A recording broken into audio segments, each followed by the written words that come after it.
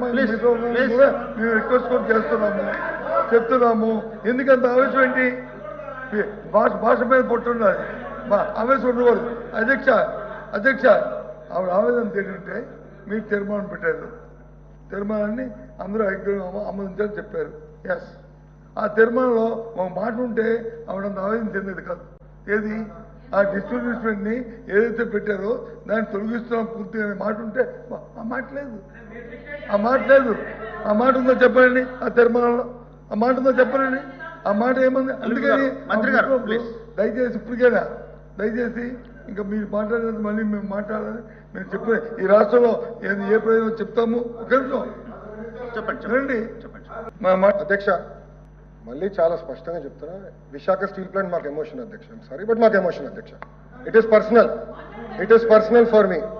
Visakha steel plant అనేది మాకు personal అధ్యక్ష. చాలా స్పష్టంగా సుమారుగా 13,000 కోట్ల రూపాయలు, 14,000 కోట్ల రూపాయలు మేము తీసుకొచ్చి ఇంజెక్ట్ చేసింది ఏంటి అధ్యక్ష? ప్రైవేటీకరణ జరగకుండా.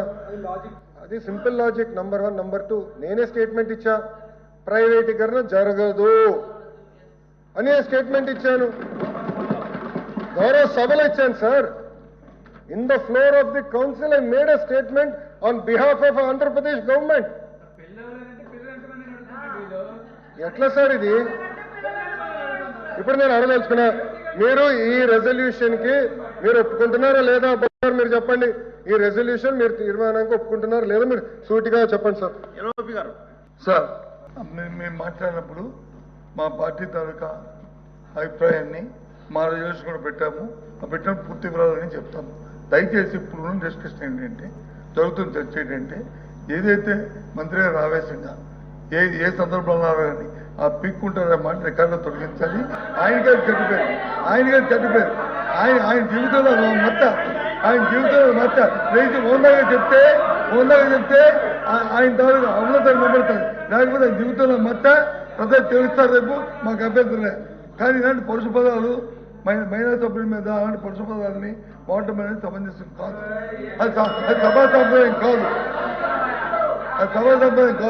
చెప్పండి మంత్రి గారు. బొత్స గారు, మీరు మంత్రిగా ఉన్నప్పుడు శాసనసభ సాక్షిగా మా అమ్మని అవమానించినప్పుడు మీరు ఏం చేశారు సార్? మా తల్లిని అవమానించినప్పుడు ఏం చేశారు అంటున్నా? మీరు మారుతారా? మహిళల గురించి మీరు మారుతారా? నేను కళ్యాణి గారు అన్నాను. నాకు మహిళలు గౌరవిస్తాం మా అమ్మ నాకు నేర్పించింది సార్. మీ నాయకుడికి నేర్పించలేదేమో, నాకు నేర్పించారు. మహిళలు ఎట్లా గౌరవించాలో నాకు తెలుసు సార్. శాసనసభ సాక్షిగా మా తల్లిని అవమానించారు. కావాలంటే video will play it now. Audio ఉంది దాంట్లో క్లియర్ గా. ఒక తల్లి ఆవేదన బాధ నాకు తెలుసు సార్. నేను చూసా. 3 నెలలు పట్టింది మా తల్లి రికవర్ అయ్యేదానికి. You please don't lecture me on respecting women. నేను కళ్యాణి గారు అన్నాను. కానీ రికార్డులు లేని మేడం గారు అన్నా. ఏకవచనంతో ఏనాడు నేను మాట్లాడలేదు సార్. నాకు చిత్తశుద్ధి ఉంది సార్. వినండి సార్, మీకు ఓపిక లేకపోతే బయటకు వెళ్ళండి. No problem. Please listen. మీ తల్లిని అవమానిస్తే మీరు రిటర్న్ మారుతారా? మీ భార్యను అవమానిస్తే మీరు రిటర్న్ మారుతారా? మీరు మాకు లెక్చర్లు ఇస్తారా? నేను మేడం గారు అన్నాను, కళ్యాణి గారు అన్నాను. సార్ ఏమన్నారు? మేడం గారిని అన్నాను. నేను మేడం గారిని ఏనాడు అనలేదు. మహిళ అంటే నాకు గౌరవం సార్. ఆయన పార్వడి రెస్పెక్ట్ ఉంది. అరే మీకేం తెలుసా? అట్లా మారుతా లూజ్గా. ఏం మారుతున్నారో తెలుసా మీకు? ఒక తల్లిని అవమానిస్తే ఎంత బాధపడుతుందో మీకు తెలుసా? నేను చూశాను 3 నెలలు, 100 రోజుల బాధ నేను చూశాను. మీరు చూసారా? ఒక మహిళ అవమానిస్తే, శాసనసభ సాక్షి అవమానిస్తే ఎంత కుమిలిపోయిందో నేను చూశాను. మీరున్నారా? మాట్లాడచ్చు మీ తల్లి గురించి మాట్లాడతారా? ఈరోజు ఇదే మీకు నేర్పించింది మీ ఇంట్లో. ఈ రోజు కూడా మీ కార్యకర్తలు ఏం చేస్తున్నారండి? మా మహిళలు వ్యతిరేకంగా పోస్టులు పెడతారా? మా మహిళలకి ఇచ్చి వచ్చే విధంగా పోస్టు పెడతారా? పొరపాటున మా ఒక్క కార్యకర్త భారతిరెడ్డి గారి వ్యతిరేకంగా పోస్ట్ పెడితే జైలుకు పంపించిన ఘనత తెలుగుదేశం పార్టీది. అది మాకున్న చిత్తశుద్ధి. మీలో కాదు. మహిళలు తిడితే ఆనందపడితే వ్యక్తులు మేము కానే కాదు. ఆ రోజు మంత్రిగా ఉన్నాడు ఈయన. నుంచి ఆ రోజు చెప్పాల్సి సార్. వీడియో నా దగ్గర ఉంది. I'm ready. డిబేట్ చేద్దాం. అరే చైర్మన్ గారి టేబుల్ పైకి వెళ్ళారు సార్. మీరు మారుతారు. ఇదే టేబుల్ మీద నుంచి ఒక మంత్రి ఈయన ఆయన కూర్చుంటున్న టేబుల్ మీద నుంచున్నాడు. కావాలంటే పర్మిషన్ ఇవ్వమని ఇచ్చారు, విజువల్స్ అని చూపిద్దాం. మీరు గౌరవం గురించి మాట్లాడతారు, మా పైన. మహిళలు నేను అవమానించానంటారు. మీరు ఏమిన్నారో నా దేవుడికే తెలియాలా. నేను చాలా క్లారిటీగా చెప్పాను, మహిళలు అంటే నా గౌరవం, ఏదంటే అది మాట్లాడడానికి నేను లేదు.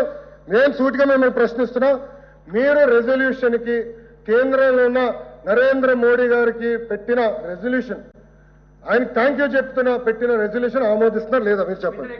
ఎల్ఓపి గారు ప్లీజ్.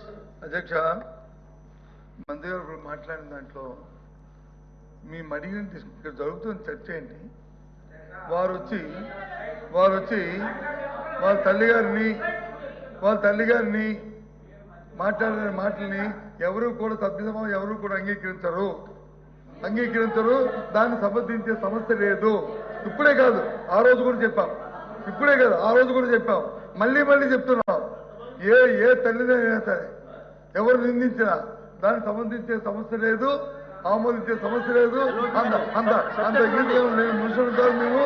కానీ 15 సార్లు ఆ మాటలు చెప్పుకొని అనవసరంగా ఆ తల్లిని కించపరచడం భావ్యం కాదని నేను సభాముఖంగా చెప్తాను. 10 సార్లు చెప్తున్నాను, దయచేసి దీని ఇంతటితో విరమించుకోండి. ఆ మాటలను వచ్చి మీరు 10 సార్లు తీసుకొచ్చి దాన్ని రాజకీయాల కోసం ఆలోచించి డిస్కస్ చేయడం అనేది సమంజసం కాదు. మీ ద్వారా నేను నమస్కరిస్తాను. తప్పది, తప్పది. అధ్యక్ష వినండి ఎవరు లేరు అధ్యక్ష. అధ్యక్ష, ఒక కొడుకు ఆవేదన అది. ఒక తల్లి నా సభ మధ్యలో ఇది ఇప్పుడు ఈవేళ షార్ట్ డిస్కషన్ ఏంటి? మీరందరూ మాట్లాడేది ఏంటి?